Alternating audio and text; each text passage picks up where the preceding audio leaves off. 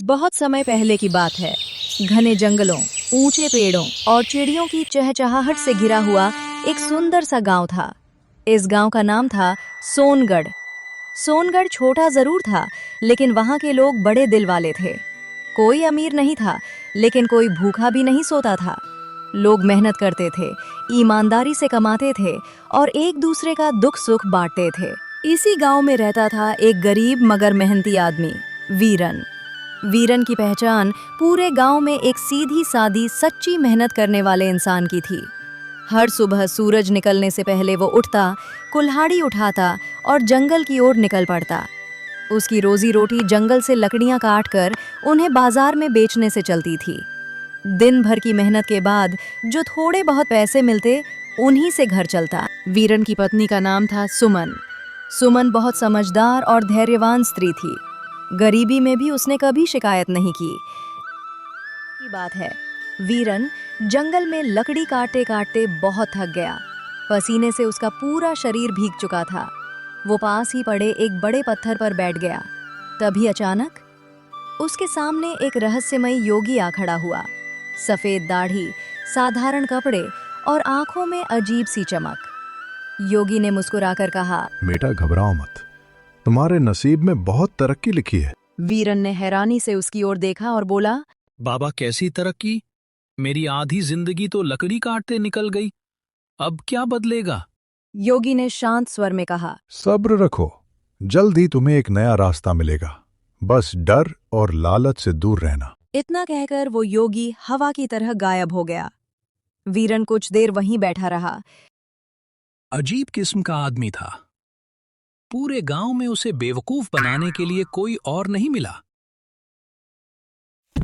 शाम को लकड़ियां बेचकर वीरन गांव लौट रहा था। तभी बाजार में उसने एक अजीब नजारा देखा। एक खाने के ठेले पर लोगों की जबरदस्त भीड़ लगी हुई थी। लोग हंसते मुस्कुराते खाना खा रहे थे और तारीफ पर तारीफ कर रहे थे।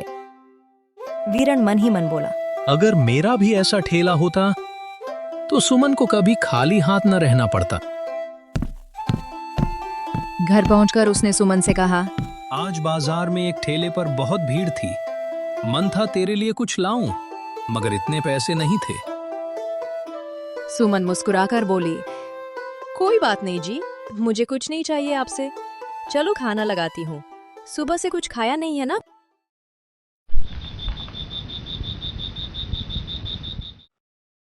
कुछ दिन बाद वीरन फिर जंगल में लकड़ी काट रहा था।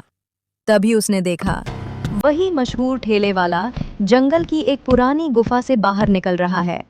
उसके हाथ में एक बड़ा सा थैला था। वीरन चौंक गया। ये गुफा से क्या ले जा रहा है? जिज्ञासा में वीरन गुफा के अंदर गया।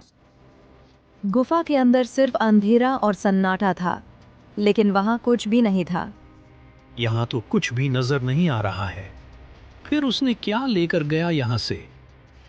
पर शक अब उसके मन में बैठ चुका था। गांव लौटते समय उससे उसका दोस्त केशव मिला, जिसका वेज करी का ठेला था, मगर आज उसका ठेला पूरा खाली था। अरे केशव, आज तेरे चेहरे पर 12 क्यों बजे हैं? क्या बताऊं भाई, उस नए समोसे वाले ने मेरा सारा धंधा चौपट कर दिया। उसके आने के बाद मेरे ठेले पर कोई आता ही नहीं। पता नहीं क्या जादू कर दिया है। हाँ भाई, उसके ठेले पर लोगों की लाइन लगी होती है। मुझे तो लगता है वो कुछ गड़बड़ करता है। उसके खाने में कुछ तो राज छुपा है। वो क्या गड़बड़ करेगा? सब उसके स्वाद के कारण है। लोगों को उसका स्वाद अच्छा लग रहा है। लेकिन वीरन का शक मजबूत हो रहा था। वो मन ही मन सोचने लगा, नहीं, इसमें जरूर कुछ न कुछ राज छुपा है। क्या वो काला जादू तो नहीं करता? मैं जरूर सच जानकर रहूंगा।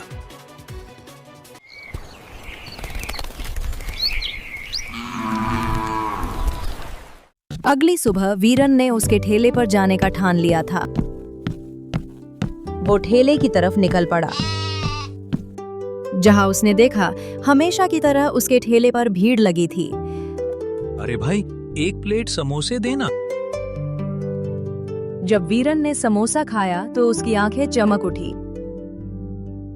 अरे भाई, आज तक ऐसा स्वादिष्ट समोसा नहीं खाया मैंने कभी। आखिर बनाते कैसे हो? बस भाई सालों का अनुभव और घर के मसालों से। अच्छा भाई, घर के मसाले या फिर जंगल की उस गुफा के अंदर के? ये बात सुनकर ही ठेले वाले के हाथ कांपने लगे। अरे ये क्या बोल रहे हो? गुफा में मसाले होते हैं क्या? आज पता चल ही जाएगा कि उस गुफा में क्या क्या है।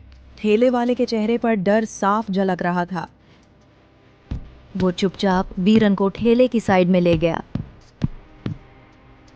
भाई मेरी बात सुनो, मैं तुम्हें एक राज बताता हूँ, पर तुम उस गुफा वाली बात किसी को मत बताना। ठीक है भाई, वो राज बताओ, मैं किसी से कुछ नहीं कहूंगा। भाई ये उस समय की बात है जब मेरा ठेला बिल्कुल नहीं चलता था। मैं बहुत परेशान था। उसी हाल में एक दिन मैं उस गुफा में चला गया। फिर क्या हुआ? अंदर जाते ही मुझे किसी की आवाज सुनाई दी, मगर कुछ दिखा ही नहीं। किसकी आवाज सुनाई दी? एक औरत की। उसने कहा, कोई एक डिश चुन लो जिसमें मेरी मिट्टी डाली जाएगी, वही सबसे स्वादिष्ट डिश बनेगी। फिर तुमने क्या चुना? समोसे। उसने कहा, हर बार बनाओ तो उसमें इस गुफा की थोड़ी मिट्टी डाल देना। फिर क्या हुआ?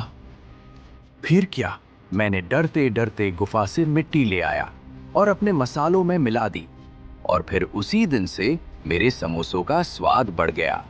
अगर ऐसा है तो मैं भी मिट्टी लेकर अपने खाने में डालूंगा। नहीं भाई, ऐसे थोड़ी होता है। जब तक तुम्हें उस औरत की आवाज नहीं सुनाई देगी, मिट्टी काम नहीं करेगी। उसकी आवाज कब सुनाई देती है?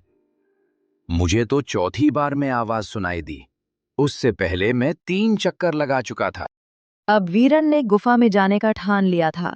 वो मन ही मन सोचने लगा, अब चाहे जो हो, मैं उस गुफा में जरूर जाऊंगा। पूरा हौसला समेटे वीरन तेजी से गुफा की दिशा में बढ़ रहा था। उसकी चाल में तेजी थी और आंखों में अलग ही जज्बा झलक रहा था। तभी रास्ते में उसे अपना दोस्त केशव सामने से आता दिखाई दिया। केशव का चेहरा काफी उतरा हुआ लग रहा था। अरे केशव, इतनी घबराहट में किधर भागा जा रहा है? क्या बताऊं दोस्त, अभी जमींदार के घर जा रहा हूँ, खुद को उसके हवाले करने। वीरन ये सुनकर हैरान रह गया। खुद को सौंपने की बात क्यों? ऐसा क्या हो गया है? उससे उधार लिया था, अब चुका नहीं पा रहा हूं, इसलिए यही आखिरी रास्ता बचा है।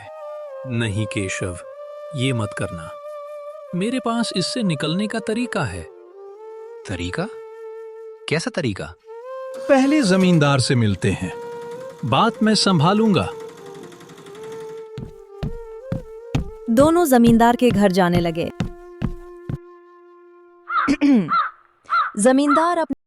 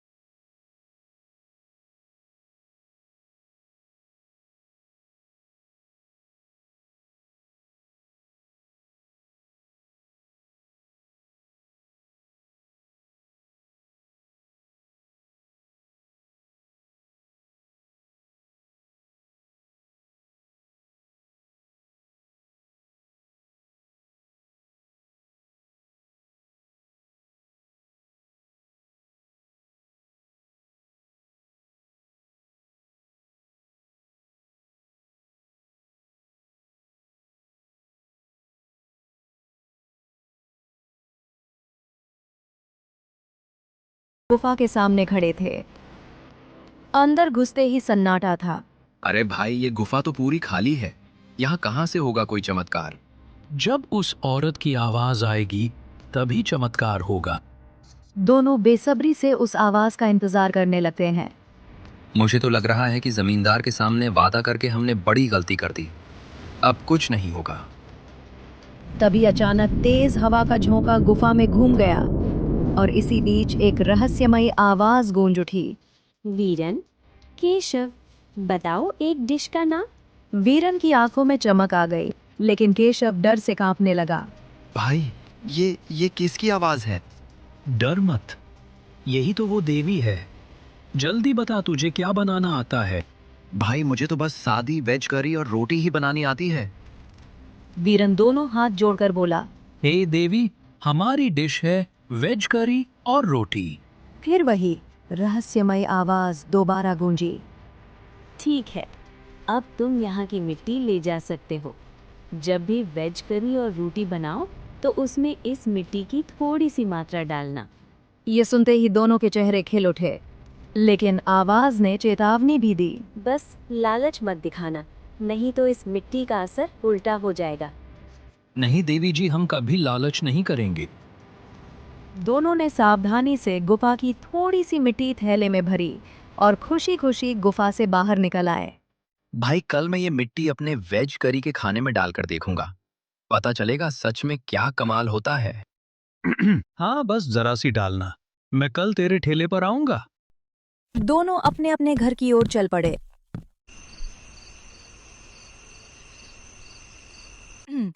अगली सुबह केशव ने रोज की तरह अपना वेज करी का ठेला लगा दिया।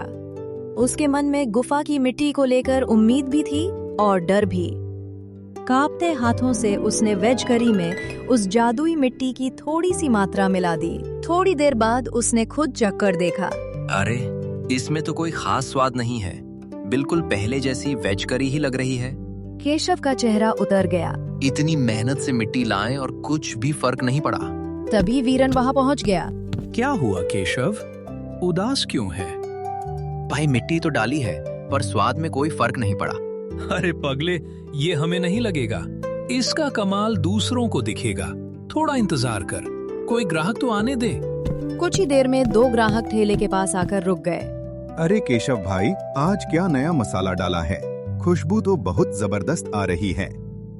हाँ भाई, आज मसाले कुछ अलग है। लगाऊं क्या 2 प्लेट? हाँ हाँ, जरूर लगाओ। इसी खुशबू ने हमें यहाँ खींच लाया। केशव ने कांपते हाथों से 2 प्लेट वेज करी और रोटी परोसी। दोनों ने जैसे ही पहला निवाला लिया, उनके चेहरे पर हैरानी जम गई। अरे भाई, ये कैसी वेज करी बनाई है? इतनी स्वादिष्ट वेज करी तो मैंने जिंदगी में कभी नहीं खाई। सच में यार, जो इसे खा ले वो इसका दीवाना हो जाए। ये सुनते ही वीरन और केशव की आंखें चमक उठीं। कुछ ही देर में जैसे खबर पूरे बाजार में फैल गई। ग्राहक ही ग्राहक आने लगे। कोई तारीफ करता, कोई प्लेट के साथ प्लेट मंगवाता। शाम होते होते पूरा ठेला खाली हो चुका था। भाई, अगर रोज ऐसा ही चला तो 15 दिन क्या, 7 दिन में ही जमींदार का पूरा कर्ज उतर जाएगा। हाँ भाई, बस एक बात याद रखना, लालच नहीं करना। ईमानदारी से मेहनत करते रहेंगे, वही सबसे बड़ी ताकत है। दोनों ने आसमान की ओर देखा, जैसे किस्मत खुद उनकी मुस्कान देख रही हो। 6 दिन बीत चुके थे। वीरन और केशव पूरे भरोसे के साथ जमींदार के घर पहुंचे। ये लीजिए जमींदार जी, आपका पूरा पैसा, वो भी सूद समेत। जमींदार हैरानी से पैसों को देखने लगा। अरे वाह केशव, 15 दिन का समय लिया था और तू तो 6 दिन में ही पैसा लौटा लाया। कहीं लॉटरी वॉटरी भी लगी है क्या? नहीं जमींदार जी, बस अब मेरा वेज करी का ठेला अच्छा चलने लगा है। ये सब उसी की कमाई है। अच्छा, अब तो मुझे भी तेरे ठेले पर आकर एक बार खाना पड़ेगा। हाँ, जरूर आइए जमींदार जी। एक बार केशव की वेज करी और रोटी चख ली ना तो उसके दीवाने हो जाओगे। जमींदार मुस्कुरा दिया। दोनों दोस्त सुकून की सांस लेकर बाहर आ गए। भाई, अब मैं भी सोच रहा हूँ कि लकड़ी तोड़ने का काम छोड़कर अपना ठेला शुरू कर दूं। उसमें मेहनत बहुत है और मुनाफा कम। भाई, ये तो अच्छी बात है। तो हम एक काम करते हैं, दोनों साथ मिलकर वेज करी का ठेला लगाते हैं। हाँ, बस आज घर जाकर मीरा से पूछ लूं।